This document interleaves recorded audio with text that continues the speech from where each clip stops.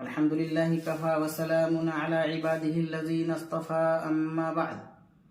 أعوذ بالله من الشيطان الرجيم. بسم الله الرحمن الرحيم. كل نفس ذائقة الموت. صدق اللہ العظیم. حاضرین، اللہ تبارک و تعالیٰ کا بڑا احسان اور کرم ہے کہ اللہ نے ہم سبوں کو امت مسلمہ میں پیدا فرمایا ہے. دعا کیجئے کہ اللہ ہم سبوں کو اپنے دین پر صحیح جمنے اور قائم رہنے کی توفیق عطا فرمائے. حاضرین، بہت ہی افسوسناک اور بہت ہی روح فرسا خوشخبری نہیں کہی ہے، بلکہ بہت ہی ایک روح کو تڑپا دینے والی خبر ہمارے سامنے آئی ہے، جس سے میری مراد یہ ہے کہ وقت کے بہت بڑے فنکار عالم اور مد مقابل فرق ضالہ اور فرق باطلہ سے لوہا لینے والے عالم دین، جس سے میری مراد حضرت مولانا طاہر حسین صاحب غیابی ہیں، جن کے نام سے فرق باطلہ کی روحیں کانپ اٹھتی تھیں اور بدعت وہاں سے فرار ہو جاتی تھیں. بدعت سامنے بالکل نہیں ٹک پاتی، اہل بدعت نہیں ٹک پاتے تھے، بلکہ یہ وہ سپوت تھے ہندوستان کے کہ ہندوستان کے خاص علاقے میں ہی صرف نہیں بلکہ پورے ہندوستان پورا اور بلکہ بیرون ملک میں بھی آپ اپنے علم کی روشنی سے امت کو روشناس کرتے رہے. اور اپنے لیے جو آپ نے میدان کا انتخاب کیا تھا وہ مناظرہ کا میدان تھا. صرف بریلویت کے فرقے سے نہیں بلکہ اور دیگر فرقے سے بھی آپ میں نمٹنے کی صلاحیت تھی. آپ ہر فرقے کا دندہ شکن جواب اور مدلل جواب دیتے تھے. آپ کے نام کے ساتھ قاطع شرک و بدعت کا ایک حصہ یہ بھی ہے کہ آپ قاطع شرک و بدعت تھے، اور آپ سے بریلویت کو جو خطرہ پہنچا، آج تک بریلویت آج پریشان ہے، بلکہ آپ کا علم اتنا وسیع کہ آپ اپنے علم سے، میرے بھائیوں، آپ جانتے ہیں کہ اللہ کے نبی نے کسی موقع سے یہ ارشاد فرمایا تھا کہ بے شمار فتنے جنم لیں گے. ان فتنوں میں ایک فتنہ یہ بھی ہوگا کہ علم اٹھایا جائے گا. یرفع العلم عند القیامہ، کہ قیامت کے قریب علم اٹھا لیا جائے گا.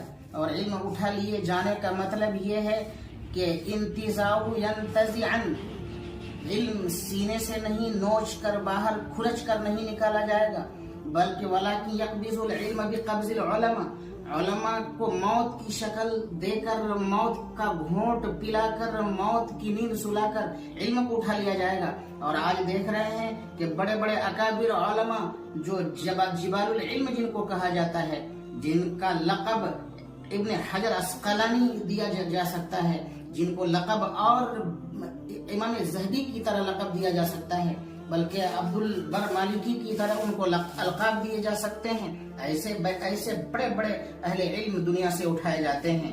پھر اللہ کے نبی نے ارشاد فرمایا آگے کہ نتیجہ کیا ہوگا.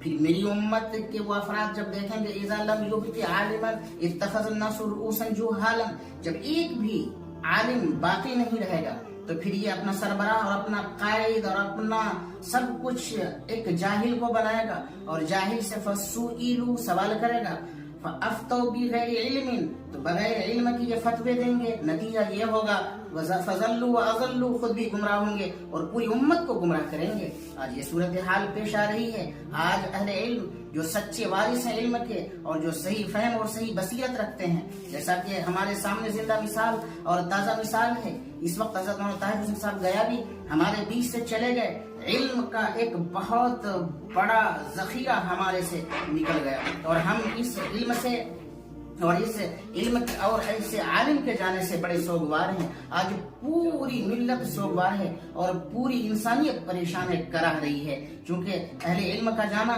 کوئی معمولی بات نہیں. اس خلا کو کون پور کرے، اس کے علم کا صحیح جانشین کون ہو، اور اس کے علم کا چرچا کون کرے، اور اس کے علم کو اور اس کی خدمت جلیلہ کو کون یاد کرے. رہتی دنیا تک صرف مولانا کی خدمت ہندوستان میں نہیں رہی، بلکہ ہندوستان سے باہر بھی مراکش بھی جانا ہوا، اور مراکش کے ساتھ ساتھ مولانا کا کئی سفر امریکہ کا ہوا، اور ساتھ ہی ساتھ دبئی اور ابو ظہبی وغیرہ میں جانا ہوا، اور وہاں بھی اپنے علم کا لوہا منوایا.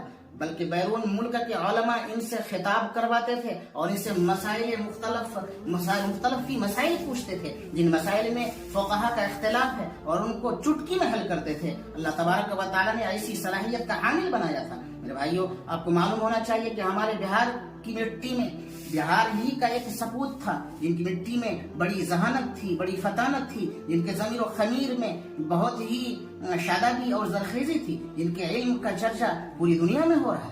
آج نہیں بلکہ قیامت تک، صبح قیامت تک ان کے علم کی شہرت رہے گی اور چرچا رہے گا۔ میرے بھائیوں، آپ جانتے ہیں کہ اسی پس منظر میں علامہ اقبال نے شعر کہا تھا کہ جو بادہ کش تھے پرانے وہ اٹھائے جاتے ہیں، جو بادہ کش تھے پرانے وہ اٹھائے جاتے ہیں، کہیں سے آب بقائے دوام لے ساقی۔ میرے بھائیوں، یہی وہ بادہ کش پرانے شراب کا مطلب یہ ہے کہ نبوت کی شراب، علم کی شراب یہی لوگ پیتے تھے اور صحیح علم کو حاصل کرتے تھے، اور سچے وارث تھے علم کے، اور نبی کے علم کے سچے وارث وہی عالم ہو سکتے ہیں جو علماء حقانیین ہوں اور علماء ربانیین ہوں۔ آج علماء ربانیین جا رہے ہیں، ان کی جگہ کوئی نہیں لے پاتے ہیں۔ میرے بھائیوں، آپ کو پتا ہے کہ جب سچے عالم اور اچھے عالم نہیں رہیں گے تو ان کی جگہ کوئی علماء سو لیں گے، اور جب علماء سو ان کے جانشین بنیں گے اور ان کی جگہ بیٹھیں گے تو پھر وہ علماء ایسے مسائل بتائیں گے جس سے امت پریشان ہوگی اور گمراہی کے دہانے پر پہنچ جائے گی، اور نتیجہ یہ ہوگا